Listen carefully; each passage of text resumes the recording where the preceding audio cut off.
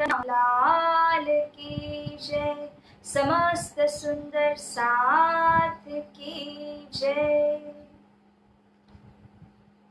हे मेरे नाथ श्री प्राणनाथ,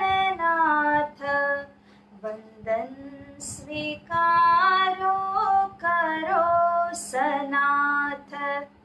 हे मेरे नाथ श्री प्राणनाथ, वंदन स्वीकारो करो सनाथ। श्री देव चंद्र जी को करते हैं नमन, सतगुरु चरण में करते प्रणाम। साथ को अपना जान के हे धनी, चरणों में ले अपनी सुहागिन।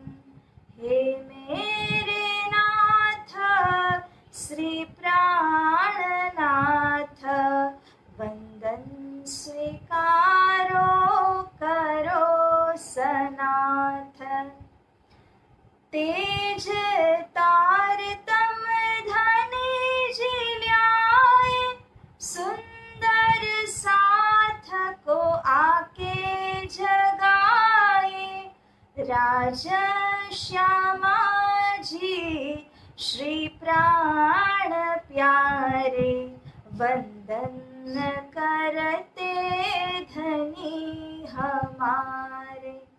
हे मेरे नाथ श्री प्राणनाथ, वंदन स्वीकारो करो सनाथ।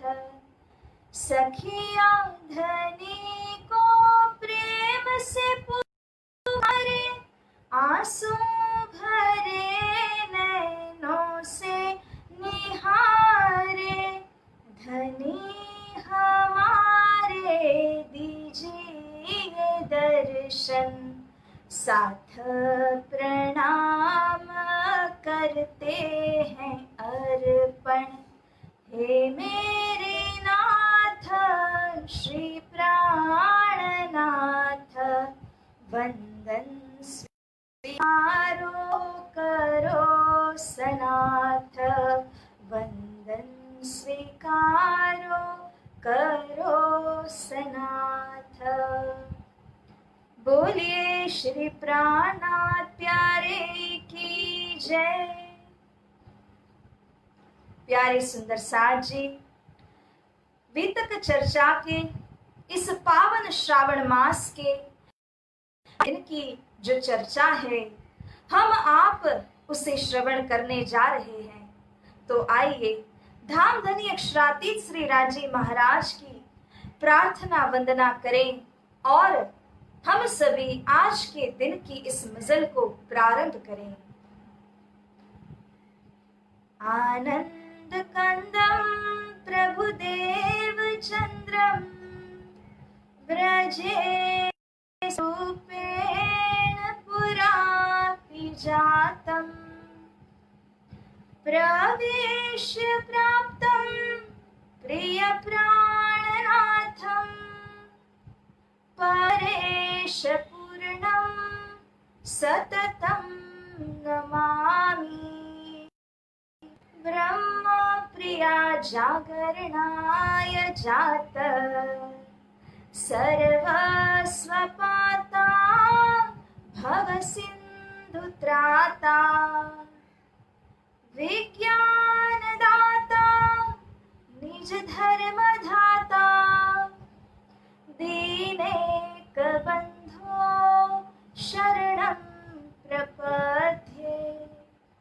दीनेक बंधो शरणं प्रपद्ये।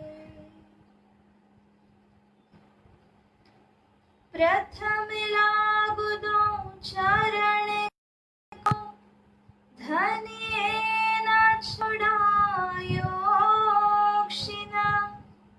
लांक तली लाल एड़िया,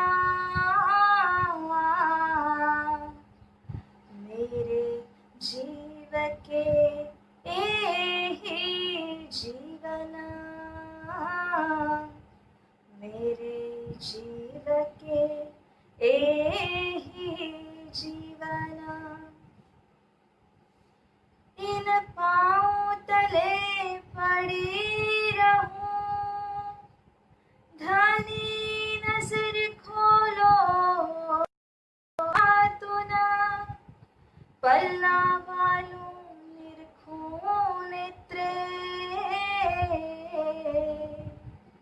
मेरे जीव के एहि जीवना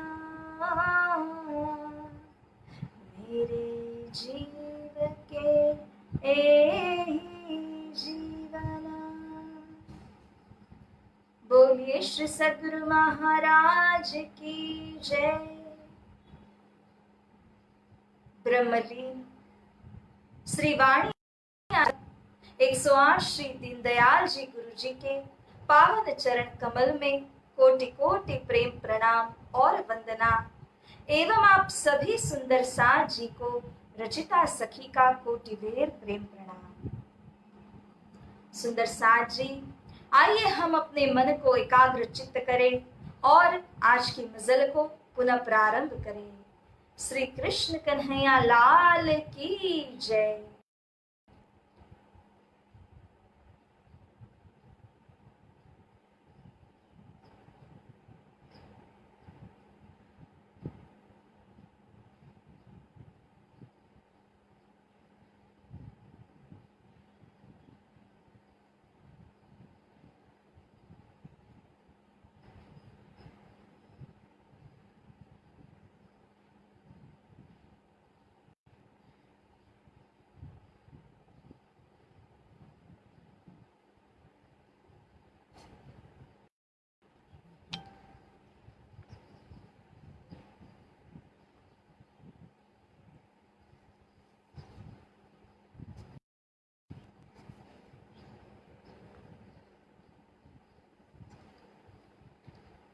बोलिए श्री प्राणनाथ प्यारे की जय। श्री महामती मोमिनो सुनियो यह बीतक आगे फिर कहत हो जो आज्ञा है हक जो आज्ञा है हक। बोलिए श्री प्राणनाथ प्यारे की जय। प्यारे सुंदर साज जी, कल तक हम श्रवण किया था कि किस तरह से श्री इंद्रावती सखी अपने परात्मा साक्षात्कार करने के लिए, परात्मा स्वरूप को देखने के लिए मेहनत और तपस्या करती हैं, जिसके द्वारा पवित्र होकर के श्री परम धाम में लग गई और सद्गुरु स्वरूप को अपने भविष्य को लेकर चिंता हुई कि यदि श्री इंद्रावती सखी इस प्रकार तन छोड़ देगी तो को आगे कौन बढ़ा सकेंगे। तो इसीलिए श्री सतगुरु जी ने बाल बाई इत्यादि से करते हुए उन्हें अरब यात्रा पर जाने के लिए आदेश दिया था। सुंदर साज जी, अब अरब यात्रा के विषय में हम यहाँ पर आगे की चर्चा को श्रवण करते हैं। संवत तिलोत्तरे मिने हुक्म हुआ श्री राज गांगजी भाई के काज को तुम जाओ श्री महराज। विक्रम संवत 1700 साल की बात है। 1700 के जब गोवर्धन भाई धाम चले, 3 साल तक तपस करने के पश्चात श्री महाराज अब 1700 साल में श्री सद्गुरु स्वरूप के आदेश पाते हैं, तो यहाँ से चलकर के अरब यात्रा के लिए तैयार होते हैं। वास्तव में गांगजी भाई के भाई अर्थात की खिताब 25 में और सुंदर साज जी वहां से न किसी पत्री न तो उनका ही आना हुआ। अब सद्गुरु स्वरूप ने और बालबाई आदि घर के सदस्यों ने सोचा, गांगजी भाई ने सोचा कि क्यों महाराज को अरब यात्रा पर भेजें, जिसके माध्यम से वे जाकर के खेता भाई को तारतम का संदेश सुना दें, ताकि बैठे बैठे उन खेता भाई की आत्म भी जागृत हो सके। अगर गांगजी भाई की भांति उनके अंदर भी अंकुर हुआ तो उस अंकुर के कारण वे भी जागृत हो जाएंगे और भी उन्होंने अर्थ वहां पर बटोरा हुआ है वो सब धर्म कार्य के अंदर लगाएंगे।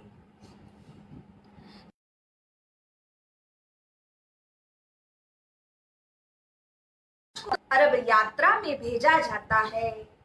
विक्रम संवत 3 की साल और उन दिनों जाना यानी कि 40 दिनों का हुआ करता था। वह भी यदि अनुकूल हो तो 40 दिनों में जाते हैं।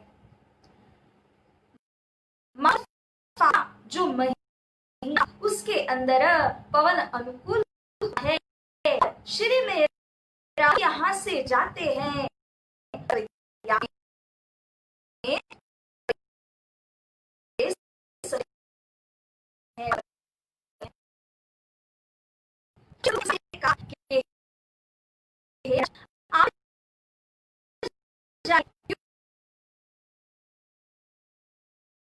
जा सके दिव्य संदेश भी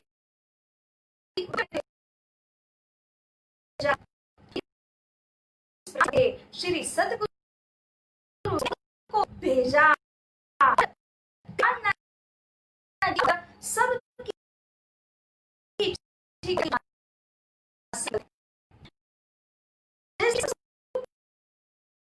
इसमें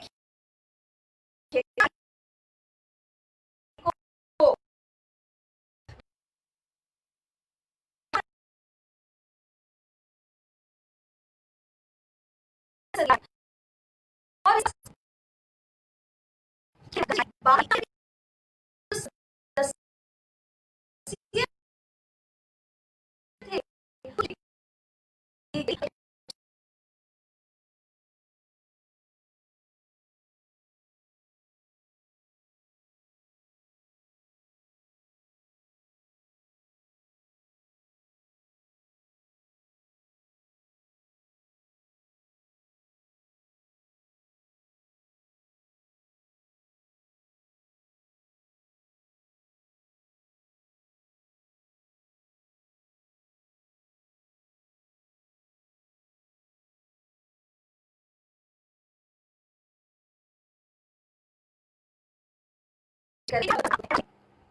बहुत ही मेहनत और परिश्रम करते हुए वहां पर पहुंचे, उनको ढूंढ निकाला और खेता भाई के आगे तारतम की बातें सुनाने लगे।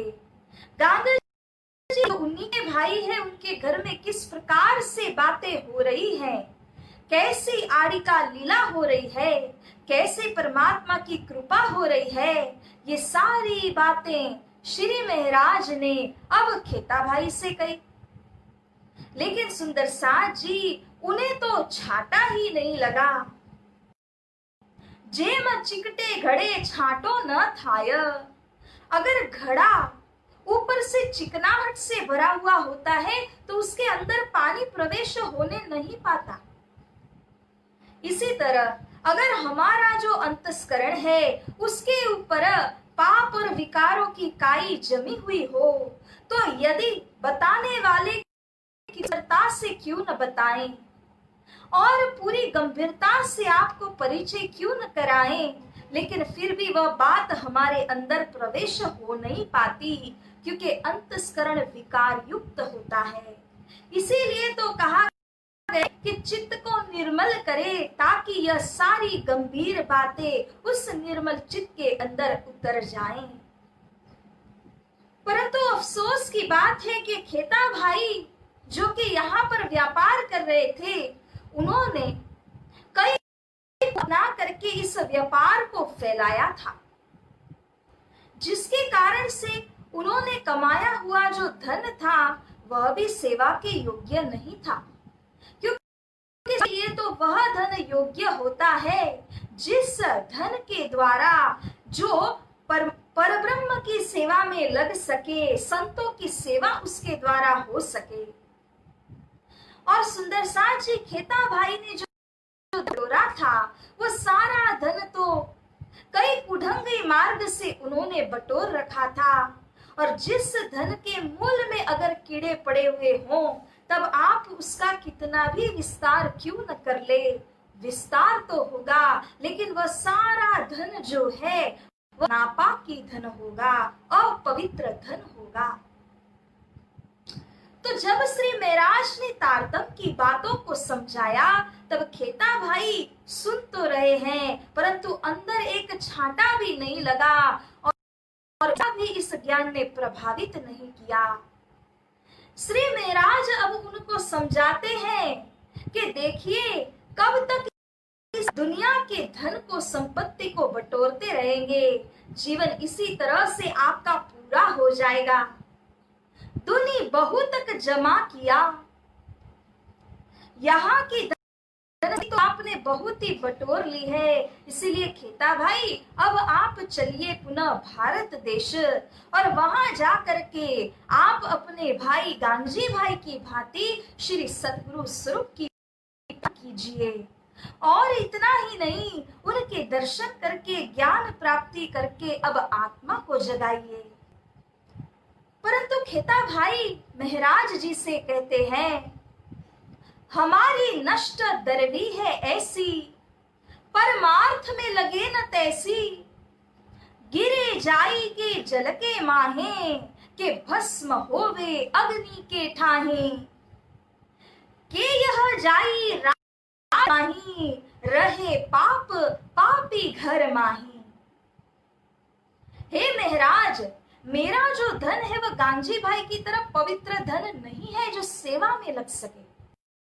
मेरी दरवी, मेरा धन अत्यंत नष्ट है और इस धन की केवल 4 गति हो सकती है।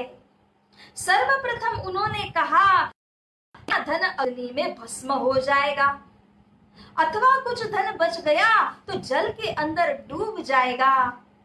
इससे भी अगर कुछ धन बच गया तो पाप लेकर के पाप का संचार करेंगे, वह पापी के घर में जाएगा। और भी जो धन बच जाएगा तो कहां, राज दरबार के अंदर जाएगा। इस तरह से खेता भाई ने अपने धन की कुगति को समझा दिया और कहा कि अगर आप जैसा कोई व्यक्ति इस धन को सही मार्ग में लगाना भी चाहे, लेकिन उसे भी बहुत दुख कष्ट का सामना करना पड़ेगा। मेरा धन ही इस प्रकार का है।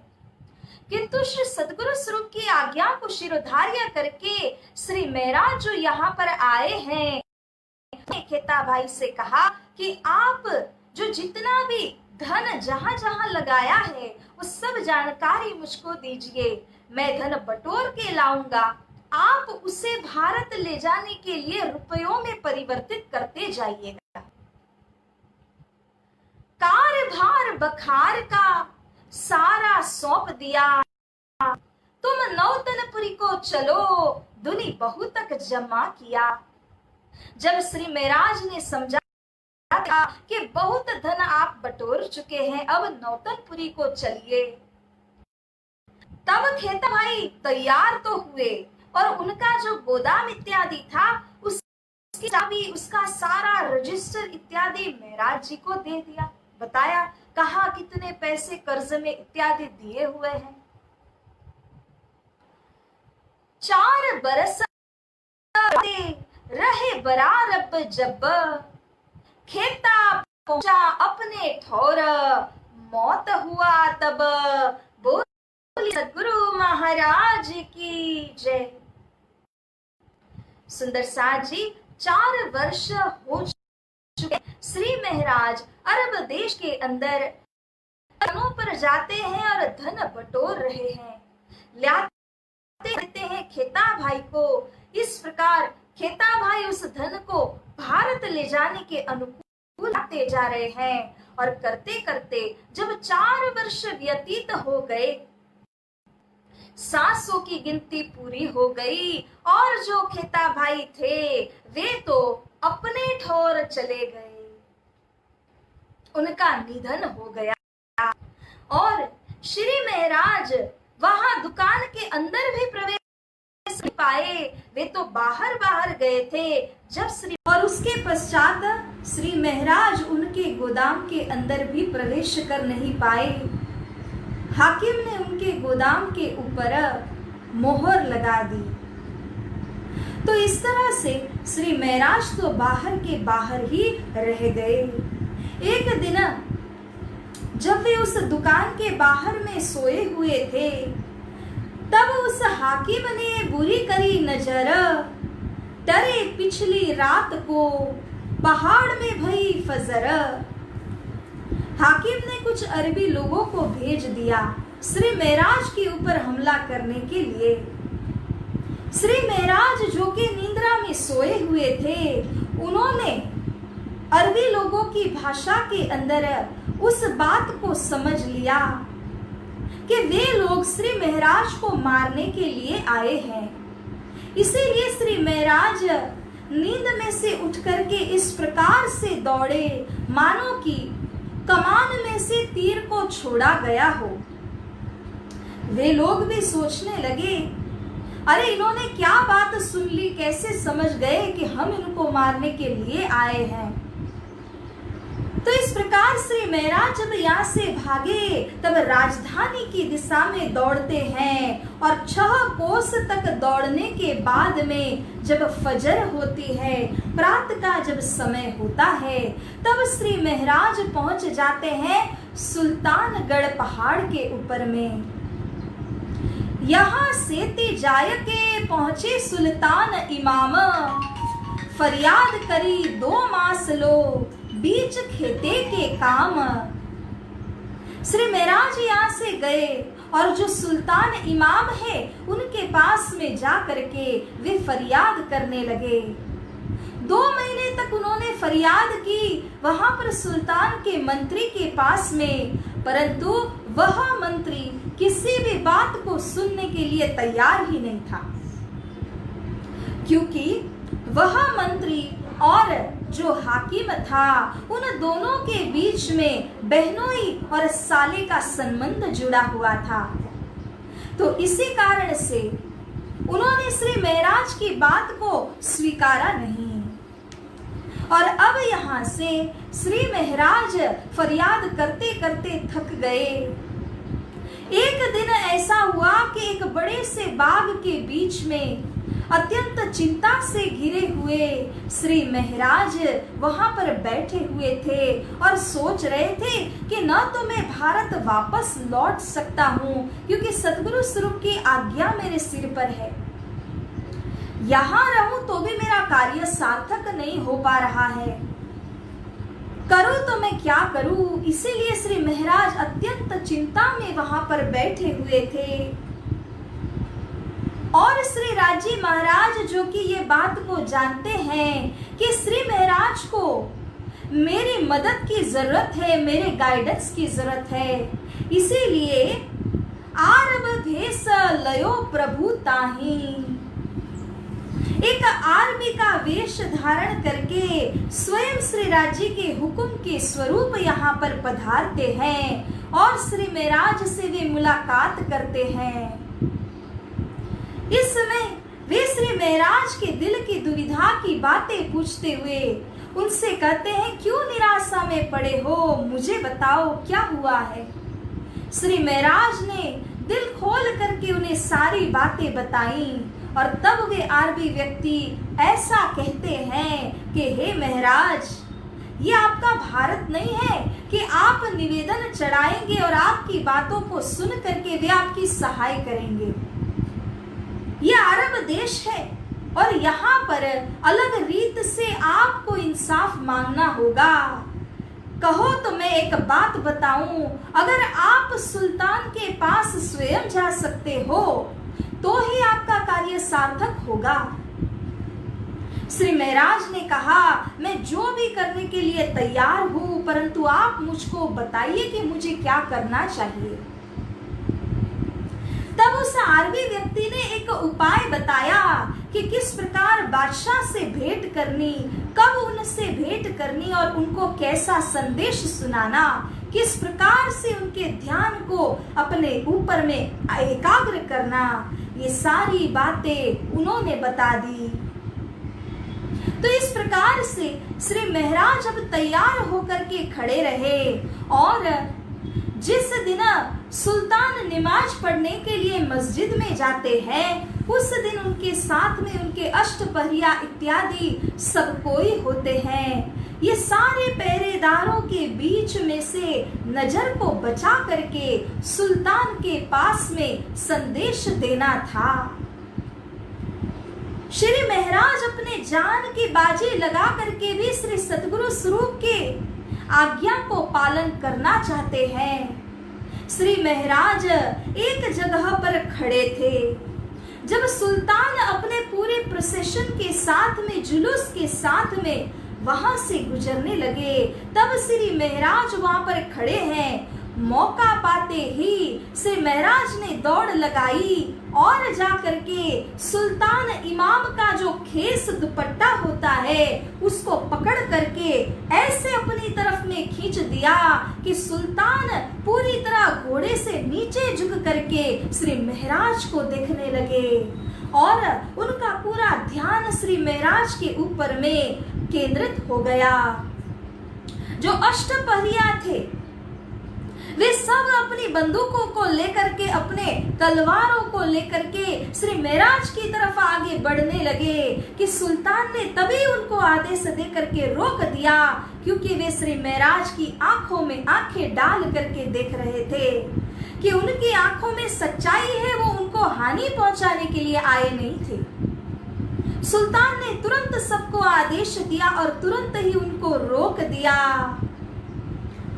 जब चला सुल्तान नमाज को ये खड़े रहे बीच राह, ढाई के दामन झटकिया टूट गई कसताह, बोले श्री प्राणनाथ प्यारे की जय। श्री महाराज दौड़ करके वहां पर गए और उनका दामन पकड़ के जब झटकार देते हैं तब उस सुल्तान की आंखें उनके ऊपर में आ गई और जो सुल्तान थे वे पूरी तरह श्री महाराज की आंखों में आंखें डालकर देखने लगे। उनकी कस टूट गई। उन्हें पता है कि यह रीत सही नहीं है, परंतु हो न हो इस शख्स के ऊपर बहुत ही भारी मुसीबत आन पड़ी है। सुंदर साथ जी, इस समय श्री महाराज के दिल की जो धड़कने हैं वो इतने जोर से धड़कने लगी क्योंकि श्री महाराज को लगा कि अरे कहीं एक आदेश बादशाह ने दे दिया तो ये उनके अष्टपहरिया जो हैं वे मुझको तुरंत मार देंगे। तो इस तरह श्री महाराज जो हैं वे सोचने लगे कि अब मैं क्या करूं। लेकिन जैसा कहा है ना, The grace of the divine will not take you to a place where the will of the divine cannot protect you. तो परमात्मा की दया आपको हमेशा रक्षा करती है जब आप परमात्मा के ऊपर वो कार्य करने जाते हैं। तो इस तरह से श्री महाराज की रक्षा भी श्री राज जी करते हैं। और सुंदर साथ जी, बादशाह के मुख से तब निकल गया, लात कौफ या बनी कहो सब तेरी बात, तब रुपका दिया हाथ में कही सब विख्यात। बादशाह ने श्री महाराज को सांत्वना देते हुए कहा कि हे बनी, हे पुत्र, डरो नहीं, तुम्हें जो भी कहना है वो मुझको कह दो। श्री महाराज जो रुक्का लेकर के आए थे उन अरबी व्यक्ति के आदेश अनुसार वही रुक्का उन्होंने सुल्तान के हाथों में दे दिया और श्री महाराज अब उनके आगे बात कहने लगे। मैं मेरे गले का बोझ सो डारत हूँ गले तुम, लेऊं हिसाब रोज ईद के जब होवे हक हुकुम, बोलिए श्री प्राणनाथ प्यारे की जय। श्री महाराज ने उनसे कहा, मेरे गले के ऊपर जो बोझ था वो मैं आपके गले दे रहा हूँ। अगर आपने मेरा इंसाफ नहीं किया तो ईद के रोज जब खुदा के आगे सब कोई बंदे एक समान खड़े होंगे, न कोई राजा होगा न कोई रंक होगा, सब एक छत जब खड़े होंगे, उस वक्त मैं आपसे इंसाफ मांगूंगा और खुदा के सामने आपको मेरा इंसाफ करना होगा। जब इस तरह से श्री महराज ने ऐसे वचन कहे तब बादशाह बड़े ही प्रभावित हो गए। इंसा अल्लाह ताला करे, मैं करो तेरा इंसाफ, तेरा तुझको दिलाऊं, कर दिया तो है सब माफ। बोलिए श्री सद्गुरु महाराज की, श्री प्राणनाथ प्यारे की जय। बादशाह ने कहा कि मैं आपका इंसाफ अवश्य करूंगा। आज के दिन, शुक्रवार के दिन मैं तख्त पर नहीं बैठता, परंतु दूसरे दिन अगर मैं जीवित रहा और मैं तख्त के ऊपर मैं बैठूंगा तो सबसे पहला इंसाफ मैं आपका ही करूंगा, क्योंकि आपने जो वचन कहे हैं ये तो क़यामत के समय में कोई पुरुष वचन कहेंगे, ऐसे वचन है, अनोखे वचन है। इस तरह से कहते हुए उन सुल्तान ने, श्री महराज ने जो गुनाह किया था उनको पकड़ करके झटकार दिया था, उनकी खेस टूट गई थी, वह गुनाह के लिए भी उनको तुरंत क्षमा कर दिया और इस प्रकार से आश्वासन दिया कि मैं आपको कल के रोज बुला लूंगा। वह तो गया नमाज को, ये आए अपने घर। तो जब सुल्तान अपने नमाज पढ़ने के लिए चले गए, श्री महराज अपने डेरे में आ गए। दूसरे दिन अब श्री महराज को याद करने के लिए बादशाह ने वहां पर चौकीदारों को भेज दिया, जो ढोल पीटते हुए, ढंडेरा पीटते हुए उस शख्स को पुकारने लगे, जिन शख्स ने बादशाह का दामन झटकार करके इंसाफ मांगा था। तो अब यहाँ पर जो बात हुई, सुल्तान ने अपना छेड़ा झटका, वे तो अपने नमाज को गए। दूसरे दिन महराज को बुलाते हैं, चौकीदार पुकारत, कौन वह शख्स निशाना। तब श्री महराज यहाँ पर बाहर निकल के आए और कहते हैं, वह शख्स है हम, वह शख्स तो मैं ही हूँ। और इस तरह दोनों चौकीदारों ने दोनों दिशा से उनको पकड़ा, दोनों ओर पकड़ा और बादशाह के पास में लेकर के गए। राजी होय बातें करी। अब श्री महराज जब बादशाह के पास में जाते हैं तो अत्यंत प्रसन्नचित्त होकर के बादशाह उनके साथ में बातें करते हैं। श्री महराज को पूछते हैं कि हे महराज, आप कौन हैं, आप कहां से आए और आपने इस तरह का कदम क्यों उठाया? आपकी जान भी जा सकती थी, परंतु फिर भी आपने ऐसा कदम उठाया। श्री महराज कहते हैं, मैं भारत देश का हूं, मैं यहाँ के कानूनों को नहीं जानता हूं। तब बादशाह ने और भी कहा, ते फरियाद क्यों ना करी सुल्तान, आप चाहते तो मेरे मंत्री के आगे आप फरियाद कर सकते थे, निवेदन चढ़ा सकते थे, लेकिन आपने ऐसा नहीं किया। आपने सीधा ही आकर के मेरा छेड़ा क्यों झटकारा? सुंदर साज जी, इस वक्त वह जो बादशाह का मंत्री था, जिसके आगे श्री महराज ने निरंतर 2 महीनों तक फरियाद की थी, वह बादशाह के सिंहासन के पास में ही खड़ा हुआ था और थरथराता हुआ कांप रहा था, क्योंकि उससे लगा अभी ही श्री महराज मेरा नाम कह देंगे और बादशाह मेरी खैर नहीं करेंगे। उन दिनों अरब देश के अंदर ऐसा कानून हुआ करता था कि अगर कोई मंत्री इस प्रकार का कार्य करे और लोगों की फरियाद को ना सुने तो उस मंत्री को कड़ी से कड़ी सजा दी जाती थी। गाड़े मंत्री कटी परवान, तीरन बेधे हाथ निशान। उस मंत्री को एक बड़ा सा गड्ढा खोद करके उसके अंदर गाड़ दिया जाता था। कमर तक का शरीर जो है वो जमीन के अंदर होता था और कमर से ऊपर का जो हिस्सा है उसे दूर से कई बार तीर मारे जाते थे। हर दिशा से लोग खड़े होकर के उनको तीर मार मार करके जब तक उसके प्राण न निकल जाएं तब तक उसके ऊपर प्रहार करते थे। तो ऐसी भयंकर जो सजा थी उस व्यक्ति के ऊपर में थी, इसीलिए मंत्री कांप रहा था कि अभी ही श्री महाराज मेरा नाम कहेंगे और मेरी तो खैर नहीं होगी।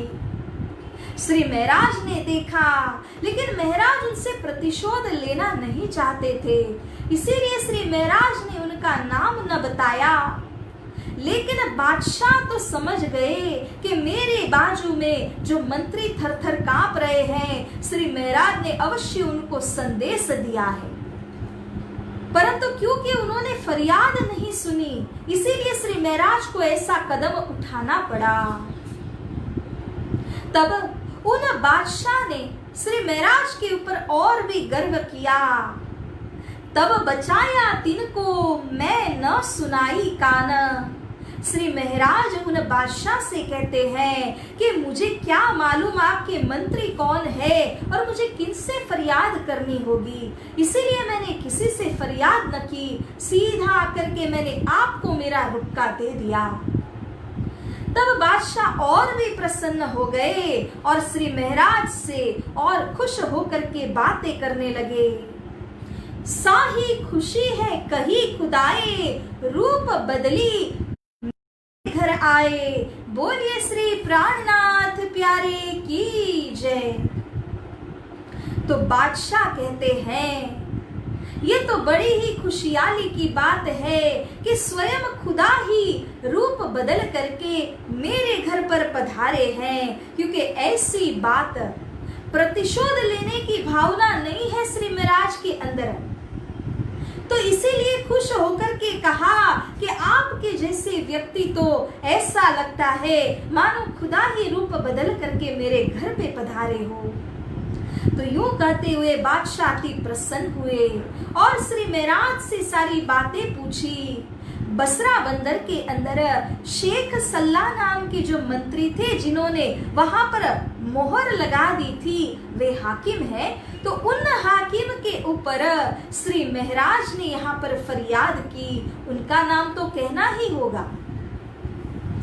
तो इस प्रकार से यहाँ पर श्री महाराज ने उन शेख सल्ला की फरियाद की और बादशाह जो हैं वे यहाँ पर एक चिट्ठी को तैयार करवाते हैं, अपने एक सैनिक को भेज देते हैं और कहा कि श्री महाराज की जितनी संपत्ति है वो सब कुछ उनको वापस लौटा देना, एक सुई भी अपने पास रखना नहीं। इस तरह का संदेश देते हुए उन बादशाह ने श्री महाराज के लिए एक चिट्ठी को तैयार किया, अपने सैनिक को उनके साथ में भेज दिया। सब मता है इनका सुनत दीजियो तुम, ना तो मार उखाड़ू जड़मूल से, जो फेरा मेरा हुक्म। बादशाह ने पत्र के अंदर लिख करके भेजा कि सारा मता जो उस हाकिम ने मोहर लगाई हुई थी वह श्री महाराज का है, उसे तुरंत दे देना, अगर जो नहीं दिया तो जड़ मूल से मैं तुमको उखाड़ दूंगा। इस तरह से कहते हुए बादशाह ने चिट्ठी लिखी। तुरंत कुंजी बखार की और सामा सब, काड़ के हाथों दई ढील ना करी तब, बोलिए श्री प्राणनाथ प्यारे की जय। तो अब इस प्रकार से जब बादशाह का हुक्म लेकर के उनका सैनिक आया, तब उस हाकिम को वह दुकान के ऊपर से अपनी मोहर हटा देनी पड़ी। श्री महाराज को उन्होंने सारी संपत्ति लौटा दी और इस तरह से करते हुए अब श्री महाराज के पास वो सारी संपत्ति तो आ गई।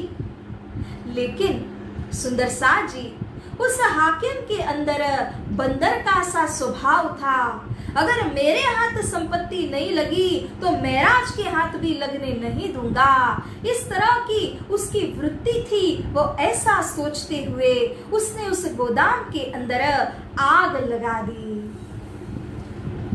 3 दिवस बीते घर आए, वैश्यनावर अति दाह चढ़ाए, सामा सूत भस्म सब कीनो, सोनो रूपो डाढ़ा बीनो।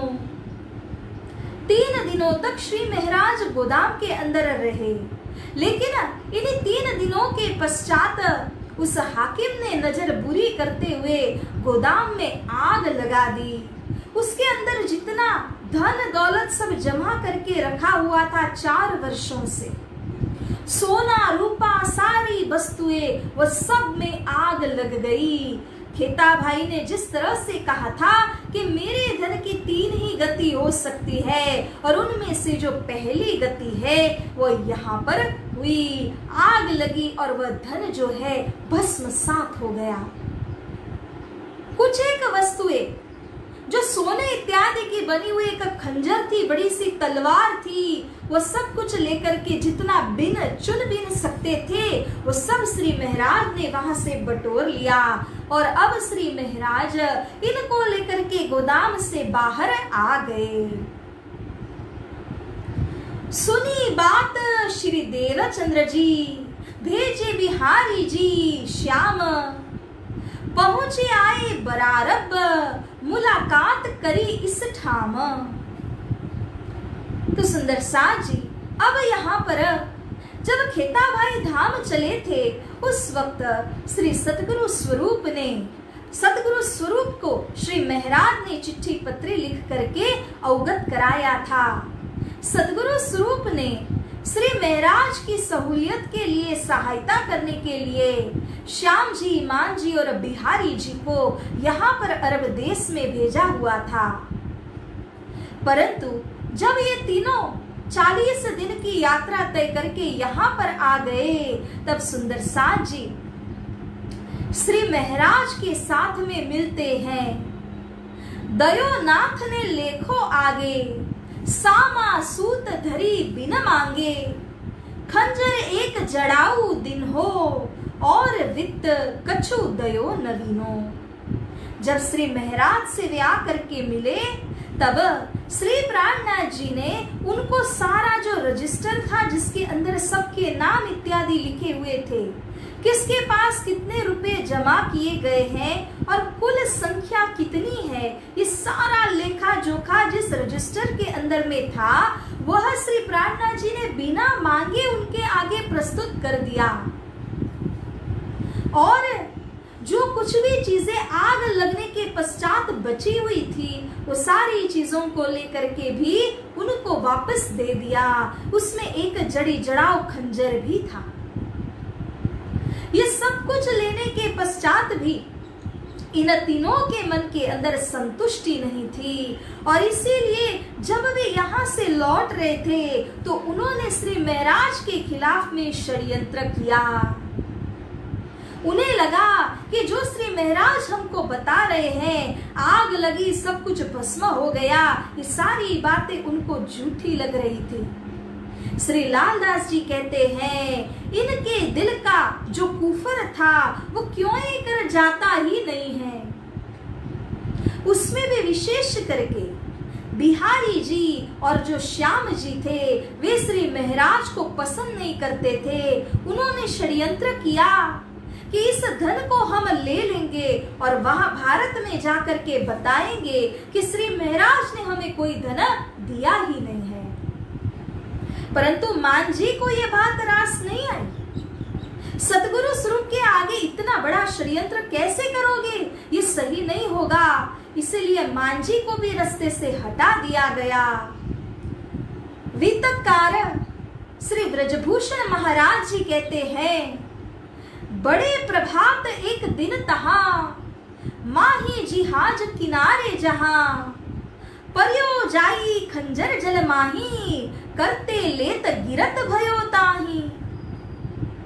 एक दिन जब वापसी हो रही थी भारत को तब ये तीनों जन थे और जहाज किनारे पर लगा था दूसरे जहाज के अंदर जाने के लिए, क्योंकि समुद्री यात्रा में अक्सर ऐसा होता है एक से दूसरे किनारे के जहाज में पहुंचते हैं फिर जहाज को बदला करके दूसरे जहाज में जाया जाता है।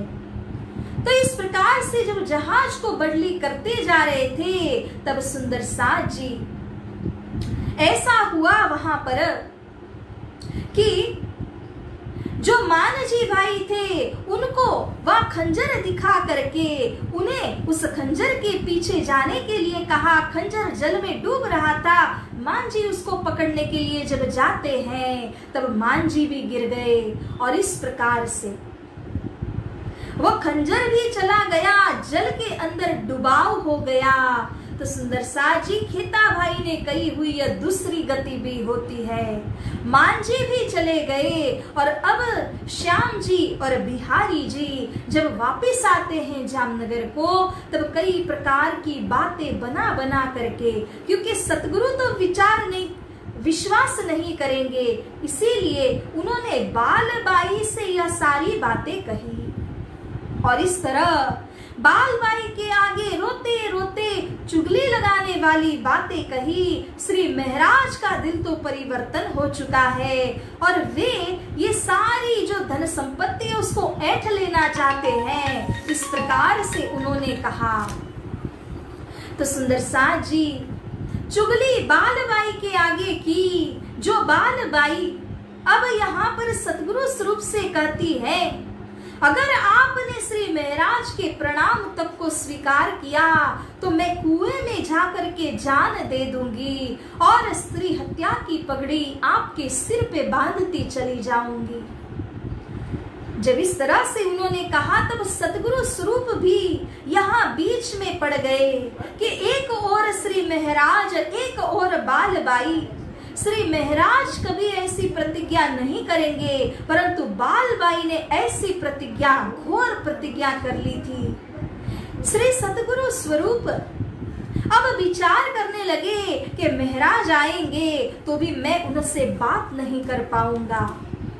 अरब यात्रा से जब श्री महाराज यहाँ पर लौटते हैं तो उनके ऊपर विकट परिस्थिति आ जाती है, क्योंकि जितना धन बचा हुआ था और जो धन वे लेकर के आए थे वह धन भी अब रावण में चला गया।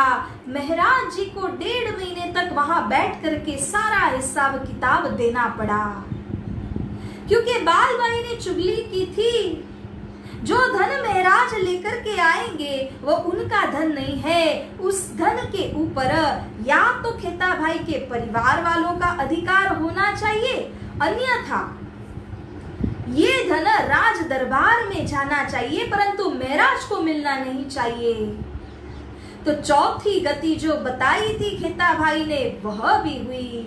1.5 महीने तक हिसाब किताब देने के पश्चात भी श्री महाराज यहाँ से जब लौटते हैं, श्री सद्गुरु स्वरूप के चरणों में जब प्रणाम करते हैं, तब सतगुरु स्वरूप को मजबूरन उनसे मुख फिराना पड़ा। वे जानते हैं महाराज कभी ऐसा नहीं करेंगे, पूर्ण विश्वास है, लेकिन फिर भी श्री सतगुरु स्वरूप को बालबाई के हठ के कारण ही सही उनसे मुख मोड़ना पड़ा।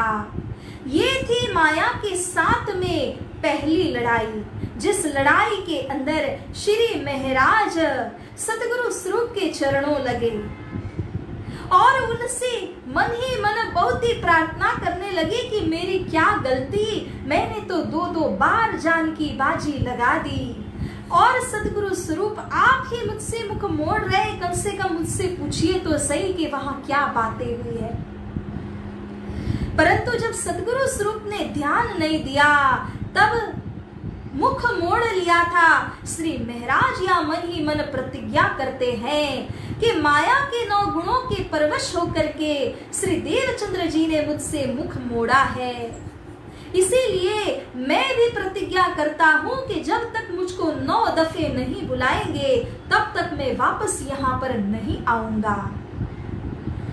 इस तरह श्री महाराज ने भी प्रतिज्ञा करी। यहाँ से वे चले गए अपने घर मेड़ी धाम में। 2 साल तक निरंतर विलखते रहे। देखो जोरिए माया को दिखावे धनी धाम, हल्की या को जिन गिनो या के रंग में बहो न इस ठाम। हे सुंदर साज जी, ये माया का जोर देखिए, उसने कैसी विकट परिस्थिति को, विचित्र परिस्थिति को यहाँ पर खड़ा कर दिया। ऐसे बलवान सद्गुरु स्वरूप और ऐसे तपस्वी पवित्र आत्मा श्री इंद्रावती के बीच में माया कैसे बीच में आकर के खड़ी हो गई। और श्री सतगुरु स्वरूप चाहते हुए भी उनसे बात न कर पाए। श्री महाराज 2 साल तक मेड़ी में बिलख रहे हैं। उनकी भौजाई ने यहाँ पर ताना मारते हुए कहा, खड़ग काढ़ी थी जिनके काजा, तिनको भूले सकल समाजा। हे महाराज, जिनके खिलाफ में आपने एक दिन तलवार उठा ली थी, क्या आप भूल गए कि आप उनके घर में बैठ करके उनका कमाया हुआ धन खा रहे हो? इस प्रकार से जब ताना दे दिया, श्री महाराज धरोल को जाते हैं, कल्ला जी के राज्य में निवेदन चढ़ाते हैं, मंत्री पद को प्राप्त करते हुए अपना गुजरान वहां पर चलाते हैं। तो इस प्रकार से सुंदर साज जी यहाँ पर श्री महाराज के ऊपर में भी एक बहुत ही आपत्ति की परिस्थिति आन पड़ी कि सतगुरु स्वरूप ने मुख फिरा लिया। एक ही पुरी में जब बैठे हुए थे, 10 मिनट का अंतर था, फिर भी न वे बुलाए न ये जाए, तो क्यों कर होए मिलाप। श्री लालदास जी महाराज कहते हैं कि न सतगुरु ही बुला सकते हैं, दिल तो उनका भी उमड़ रहा है, श्री महाराज भी जाना चाहते हैं, लेकिन उनका दिमाग कहता है कि सतगुरु जब तक नहीं बुलाएंगे तब तक मैं नहीं जाऊंगा। दिल कहता है कि सतगुरु चरणों में जाकर के समर्पित हो जाओ, ये सब छोड़ दो। तो इस तरह की कुछ हालत हुई। 2 साल मेड़ी में रहे, 2 साल वहां पर कल्लाजी के राज्य में धरोल जाकर के मंत्री पद को हासिल किया। 8 महीने तक गुजरात के अंदर हिसाब किताब के सिलसिले में वे वहीं पर रहे। तो 2 साल 8 महीने वहां पर गुजारे। सुंदर साज जी 5 वर्ष अरब यात्रा वियोग के अंदर व्यतीत हुई, लेकिन दिल की जुदागी नहीं थी, केवल नजरों की जुदागी थी। 4 वर्ष जो यहाँ पर मेड़ी धाम के अंदर और धरोल के अंदर व्यतीत किए, 8 महीने जो गुजरात के अंदर में व्यतीत किए, उसके अंदर नजरों की भी जुदागी है, परंतु उससे भी विशेष दिल की जुदागी है जो बहुत ही भारी है। तो इस तरह सुंदर साज जी श्री सतगुरु स्वरूप की जो सुरता है वो श्री निज धाम को अब फिर जाती है। वे बार बार श्री महाराज को याद करते हैं और बार बार कई मोमिनों को भेजते हैं उनको बुलाने के लिए। किंतु यहाँ से जब बिहारी जी, कभी जशोदा बहन तो कभी बाल बाई जाती है महाराज को बुलाने के लिए, कोई जाकर के सच्चा संदेश नहीं सुनाते हैं। सब जाकर के कहते हैं कि महाराज सतगुरु आपको याद कर रहे, परंतु ये नहीं कहते हैं कि सतगुरु की शिकिस्त अवस्था है। तो इस प्रकार से करते करते 9 बार जब कई मोमिन आए, तब जाकर के श्री महाराज को सच्ची सूचना मिलती है और श्री महाराज अब वहां पर चलने को तैयार होते हैं। 8 बार तक तो मोमिन आए, उन्होंने सच्ची बात नहीं बताई।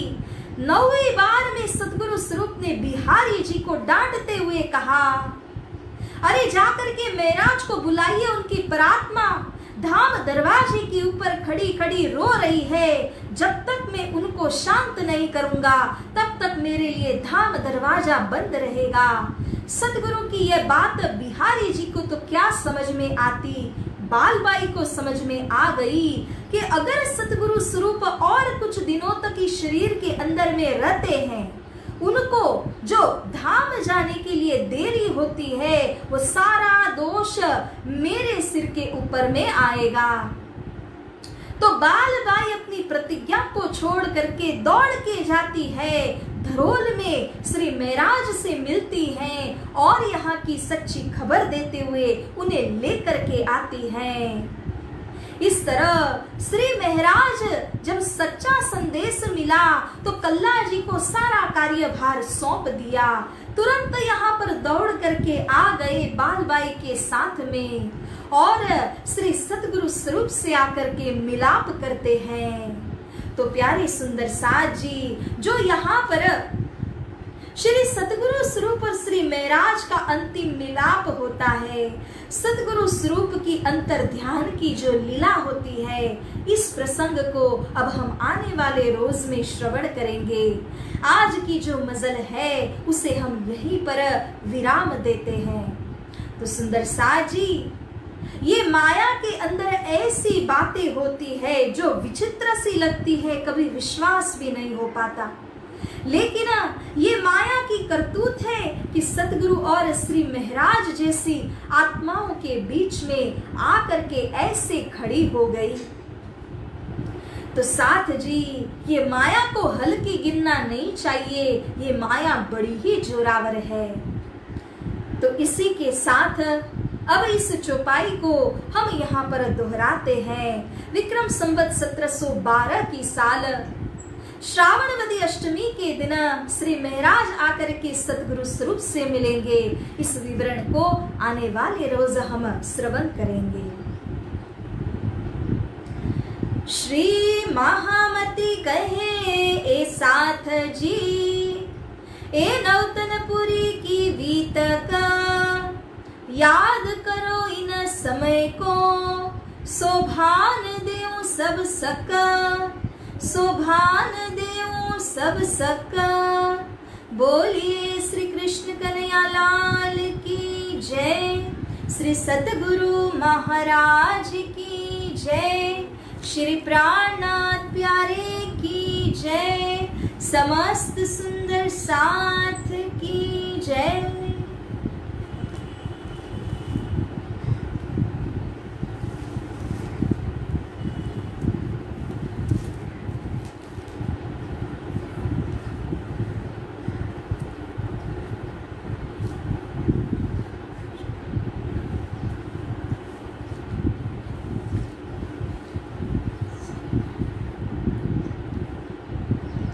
पिया जी तुम हो तैसी कीजियो, मैं अर्ज करूं मेरे पियू जी, हम जैसी तुम जी न करो, मेरा तलफ तलफ जाए जीव जी, जीव रातो जीवे नहीं क्यों, मीठे दिल की प्यास जी, तुम बिना किन से कहूँ पिया जी, तुम हो मेरी आस जी, आस विरानी तो करूँ पिया, जो कोई दूसरा हो ये जी, सब विध पिया जी समरथ दिन, रहे न जात रोय रोय जी, जन्म अंधी जो मैं होती पिया, सो तुम देखत किए जी, जब तुम आप दिखाओगे तब देखूंगी नैना भर जी, एती पुकार पिया सुन के अब, ढील करो तुम जीन जी, क्षीण क्षीण खबर जो लीजियो, मैं अर्ज करूं दुल्हीन जी, एती अरज मैं तो करूं पिया, बीच पड़ी अंतराय जी, सो अंतराया डाल के दुल्हा लीजिए कंठ लगाए जी, कंठ लगाए कंठ सौंपिया, कीजिए हास विलास जी, वारण जाए श्री इंद्रावती पिया जी, राखो चरणों के पास जी, तुम दुल्हा में दुल्हा और न जानो बात जी, इशक सो सेवा करूं पिया जी, सर्वे अंगों साक्षात जी, सदा सुखदायक